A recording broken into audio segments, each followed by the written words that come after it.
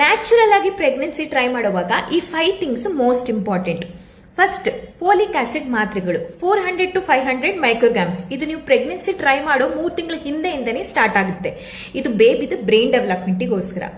Next, hemoglobin 11 to 12 grams middle ಅಲ್ಲಿ ಇರಬೇಕು. ಅಕಸ್ಮಾತ್ ಕಮ್ಮಿ ಇತ್ತು ಅಂದ್ರೆ ಐರನ್ ರಿಚ್ ಫುಡ್ ಅಥವಾ ಐರನ್ ಮಾತ್ರೆಗಳು. ಮೂರನೇದು, ಥೈರಾಯ್ಡ್ ಟೆಸ್ಟಿಂಗ್ ಮದರ್ ಅಲ್ಲಿ. TSH ಲೆವೆಲ್ 2.5 to 3.5 ಮಿಡಲ್ ಅಲ್ಲಿ. ಕಮ್ಮಿ ಅಥವಾ ಜಾಸ್ತಿ ಇತ್ತು ಅಂದ್ರೆ ಸ್ಪೆಷಲಿಸ್ಟ್ ಅನ್ನ ಮೀಟ್ ಮಾಡಿ. ನಾಲ್ಕನೇದು, ವಿಟಮಿನ್ ಡಿ ಲೆವೆಲ್ಸ್. ಇದು ಹಸ್ಬೆಂಡ್ ವೈಫ್ ಇಬ್ಬರಲ್ಲೂ ಟೆಸ್ಟಿಂಗ್ ಆಗಬೇಕು. ಕಮ್ಮಿ ಇದ್ರೆ ಸಪ್ಲಿಮೆಂಟ್ ಸ್ಟಾರ್ಟ್ ಮಾಡಿ. ಫಿಫ್ತ್, ನಿಮ್ದು ಫರ್ಟೈಲ್ ವಿಂಡೋ ಯಾವುದು ಅಂತ ನಿಮಗೆ ಗೊತ್ತಿರಬೇಕು. ಯೂಶಲಿ ಪೀರಿಯಡ್ ಬರೋ 2 ವಾರದ ಹಿಂದೆ ನಿಮ್ಮ ಮೋಸ್ಟ್ ಫರ್ಟೈಲ್ ವಿಂಡೋ.